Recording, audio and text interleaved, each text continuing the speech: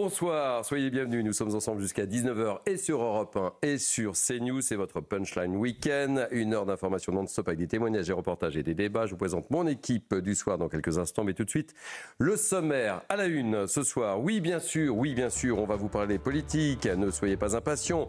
On va essayer de tout vous dire sur le futur gouvernement de Michel Barnier, les noms des futurs ministres. Certains sont presque sûrs, d'autres un peu moins. On va prendre des pincettes. Évidemment, les choses peuvent bouger. Je compte beaucoup sur Élodie Huchard, notre spécialiste politique, pour tout nous dire. Comme d'habitude, maxi pression sur les épaules d'Élodie ce soir. Et pendant ce temps, Emmanuel Macron et Brigitte Macron sont à Chartres dans le cadre des Journées du Patrimoine. Florian Tardif et Audrey Legray étaient du voyage. Et on écoutera Emmanuel Macron, car il a parlé. Le procès des viols de Mazan, procès hors norme, vous le savez, un procès dont le monde entier parle. On évoquera les répercussions de ce procès, notamment sur les réseaux sociaux et notamment sur les avocats de la défense qui se font carrément attaquer. On vous raconte ce soir et sur CNews et sur Europe 1. Enfin, on vous parlera d'un nouveau refus d'obtempérer à Rennes cette fois. Un chauffard qui n'a pas hésité à abandonner ses enfants dans sa voiture pour fuir les policiers. Les enfants, je le précise, étaient âgés de 3 et 4 ans. Incroyable, nous sommes bien en 2024. Voici pour notre menu du soir sur Europe 1 et sur CNews.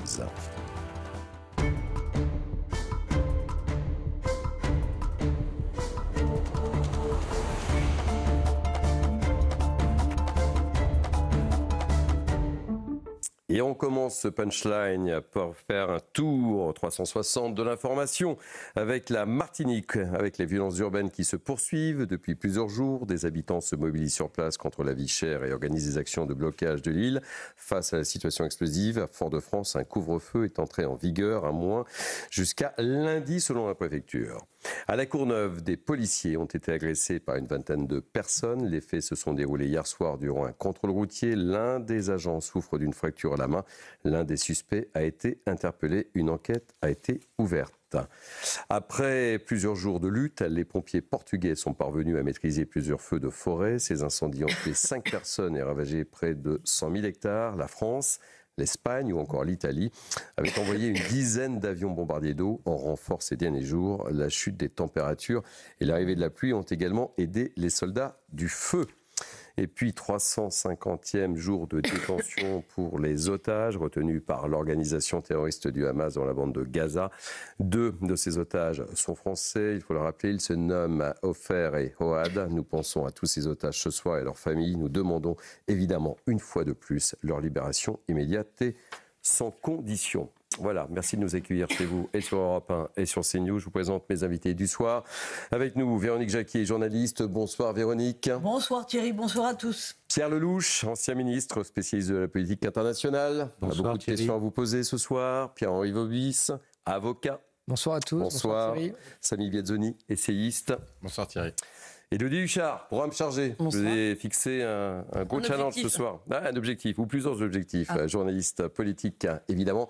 Et Eva Tardy, porte-parole du syndicat indépendant des commissaires de police. Soyez la bienvenue, Eva Tardy. Bonsoir. Alors, on va commencer par évoquer Emmanuel Macron. On évoquera dans quelques instants ce futur gouvernement de Michel Barnier qui nous fait beaucoup causer et qui fait beaucoup jaser, de tous bords d'ailleurs. Mais Emmanuel Macron, lui, pendant ce temps-là, il était à Chartres pour les Journées du Patrimoine, Élodie Huchard, avec Brigitte Macron.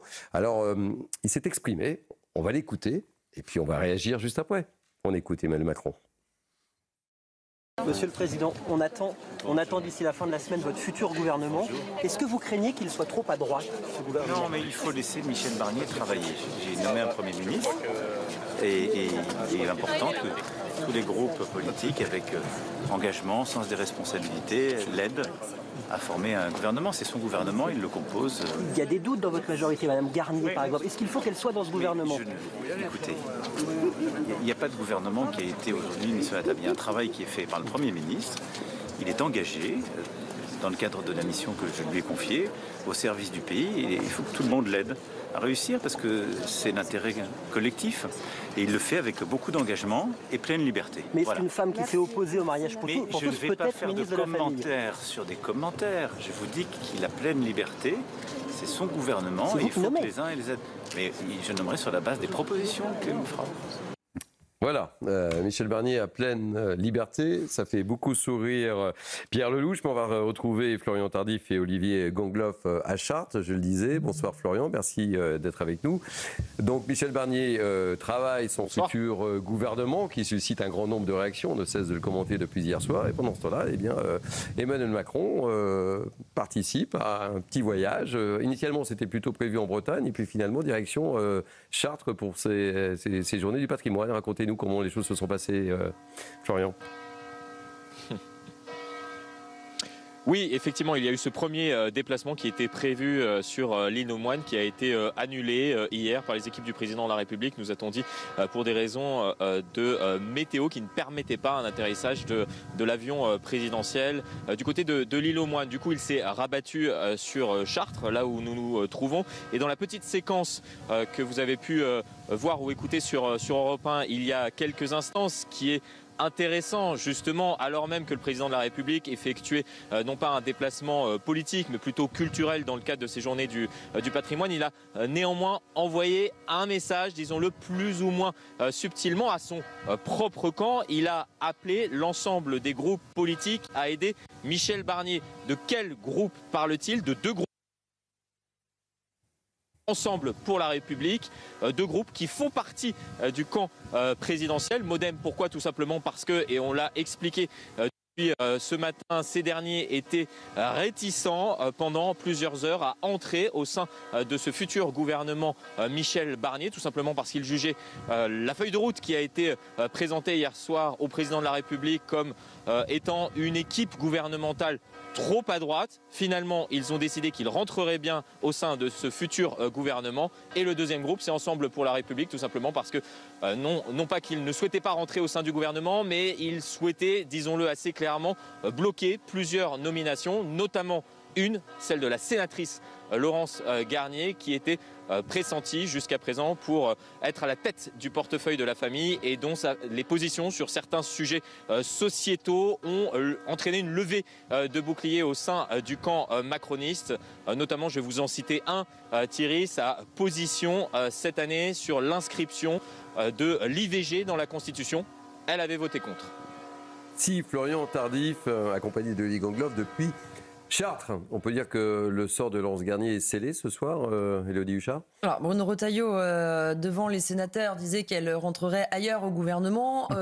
C'est très compliqué. Alors effectivement, Florian citait l'exemple de l'IVG dans la Constitution. Attention avec cet exemple parce que il y a des parlementaires qui considéraient que l'IVG n'avait pas à être dans la Constitution parce qu'ils estiment que la Constitution en tant que texte fondamental, il ne faut pas en faire un catalogue de mesures sans y être forcément opposé. Ce qui pose un peu plus de problème, c'est quand il y a eu les interdictions de thérapie de conversion, elle n'avait pas voté ce texte. Et là, on est plus sur du conservateur, on est beaucoup plus loin. Et donc, évidemment, on se dit à la famille, c'est quand même une provocation d'avoir quelqu'un qui visiblement est pas forcément favorable à l'IVG, pas forcément favorable au mariage homosexuel et qui est favorable en revanche aux thérapies de conversion. Certes, pour la famille, c'est une provocation, mais même sur un autre portefeuille, on ne voit pas bien pourquoi Laurence Garnier serait maintenue, d'autant plus que, autant un Bruno Retailleau à l'intérieur, qui fait parfois déjà polémique, le Modem le trouve trop à droite, on peut comprendre pourquoi Michel Barnier voudrait s'y attacher, on ne voit pas très bien ce que lui rapportera Laurence Garnier, hormis, je pense que certains vont aller chercher toutes ces déclarations et lui apporter déjà des problèmes à peine nommés. Eva Tardy, vous êtes porte-parole, je le rappelle, du syndicat indépendant des commissaires de police. Bruno Retailleau, vous avez un avis? Sans commentaire sur le sujet. Sans commentaire sur le sujet. Sans commentaire sur le sujet. On sait que Gérald Darmanin était plutôt populaire chez vous. Oui, sans commentaire sur ce sujet-là. Pierre Lellouche, je vous ai vu sourire tout à l'heure sur la déclaration d'Emmanuel Macron, sur la prise de position. Il faut laisser travailler en paix Michel Barnier, il fait ce qu'il veut en gros en substance. Mais on voit que c'est pas si simple que ça, évidemment. Il y a des exercices de langage. Devant la cathédrale de Chartres, je me souvenais d'une émission quand j'étais petit qui s'appelait Chef-d'œuvre en péril. Ah, le parallèle. Et c'est vraiment l'image que donne notre vie politique aujourd'hui, avec ce président, Ramina Grobis, qui joue à Mitterrand. Là. Oui, on va laisser le Premier ministre travailler, alors que c'est lui qui tire toutes les ficelles derrière. C'est lui qui a réussi quand même à faire que sur les ministres nommés, il y en a 80% qui sont des macronistes ou ses alliés. Et 3 pour le camp de M. Barnier. Donc, à part ça, on laisse M. Barnier composer le gouvernement. C'est une vraie blague. Mais voilà. Deuxièmement, sur les noms des uns et des autres, il y a un vrai parfum de 4e République de tous les côtés. C'est lui, c'est moi. On voit bien que c'est la quête au poste. J'entends pas parler du mot France, j'entends pas parler des problèmes de notre pays, y compris ceux qu'on a mentionnés pendant cette émission, sur les territoires, les départements d'outre-mer, sur la sécurité, sur le mur de la dette qui est devant nous. Parle pas, le mot France n'est pas prononcé, c'est les postes. C'est le sujet. Chacun vise les postes. Et si on croit que ça passe dans l'opinion publique, on est en train de jouer avec le feu. Ça fait maintenant un certain temps que les élections ont eu lieu. On nous a balancé les Jeux Olympiques pour faire patienter. Maintenant, ça fait 15 jours qu'on attend un gouvernement. La France n'est pas la Belgique. La Belgique non plus n'a pas de gouvernement depuis le mois de juin. Mais la Belgique, c'est 3 morceaux de pays différents. L'Italie non plus, par son histoire, elle peut se passer de gouvernement. Mais la France, elle est née de l'État. Elle a été constituée par Clovis et Louis XI autour de l'État. Et Louis XIV derrière. Quand il n'y a pas d'État, ce pays s'arrête. Et c'est très grave ce qui se passe, ce retour en arrière à la 4e, dans les pires conditions possibles, en disant oh, c'est pas moi, c'est l'autre, etc. Laissez-le travailler. Tout ça n'augure rien de bon pour la suite. Avant de vous faire agir, on a posé la question aux Français, tout ça pour ça. Vous en pensez quoi, en fait, des noms déjà qui ont été lancés et qu'on évoque depuis hier soir? Écoutez ces réponses. Il me semble que la logique aurait voulu qu'il y ait davantage de ministres de gauche, parce que c'est quand même ce qu'a exprimé la population française. Je trouve assez choquant que le seul parti qui a été désavoué par les élections voit un Premier ministre issu de ses rangs. Moi, je trouve pas ça forcément très normal. Je trouve qu'en fait, il n'y a pas de respect du vote qui a été fait. J'ai envie de dire, on est habitué, quoi. Ça fait des années qu'il est au pouvoir, on sait très bien comment il fonctionne. Donc, je suis déçue. M. Barnier, les postes clés, il a mis que juste des gens de droite. C'est ça. Et ce qui n'est pas du tout normal. Tandis qu'aux élections, on a vu la gauche, on était devant. Voilà, c'est important, je trouve, de donner la parole aux Français, de savoir quel est le ressenti. Et là, on entend, il n'y a pas de respect du vote, Véronique Jacquier. On n'est pas surpris par ces réactions. Ce qui est parlant, c'est qu'en fait, non seulement le pays n'a plus de boussole, mais on a l'impression que les Français, du coup, n'ont plus de boussole non plus. Ils sont complètement déboussolés. Parce qu'il y a ceux qui ont voté à gauche et qui se disent « Mais pourquoi j'ai Michel Barnier? Parce que moi, je veux un président de gauche. » Et finalement, on aimerait que Michel Barnier, qui est quand même un homme de droite, fasse une politique de gauche. Enfin, on ne sait plus où on en est. On a effectivement un président de la République qui tire les ficelles, un Michel Barnier qui, moi, je pense, est tout à fait capable de dire dans 15 jours ou dans 3 semaines, j'y arrive pas et je jette l'éponge. D'ailleurs, ça aurait un petit peu de panache. Rappelons tout de même que c'est compliqué, là, à gouverner et à constituer un gouvernement. Mais ce qui me marque le plus, c'est que, pour revenir à ce que disait Pierre Lelouch, oui, on a vraiment un parfum de 4e République. Et il ne faut pas oublier que si Michel Debré a mis au point la constitution de la 5e République, c'était pour surtout ne plus vivre ce que la 4e avait de pire. Et là, on a l'impression qu'on retombe en plein dedans. La logique des partis, mais en même temps qui n'œuvrent pas pour la France. La logique des individualités, mais qui en même temps n'œuvrent pas pour la France. Alors, le seul petit point positif de la 4e, c'est qu'il y avait quand même, avec des gouvernements qui ne duraient pas longtemps, 7 mois en moyenne, des grosses pointures qui restaient quand même, qui gardaient leurs Marocains. Alors, par exemple, la SFIO qui gardait le ministère du Travail. Donc, on avait quand même un sentiment de continuité, même si c'était pas top. Et là, on n'a même plus de continuité du tout, puisqu'on navigue à vue. Et juste un petit mot quand même sur le procès qu'on fait en conviction à Bruno Retailleau et à Laurence Garnier. Effectivement, quand Emmanuel Macron dit « il faut laisser Michel Barnier travailler », alors que c'est lui qui a voulu la tête de Laurence Garnier, c'est quand même absolument édifiant. Puisqu'il est quand même censé prendre un petit peu de champ. Et puis, ce serait quand même bien qu'on respecte aussi les convictions de certains hommes politiques et qu'on n'impose pas un logiciel progressiste.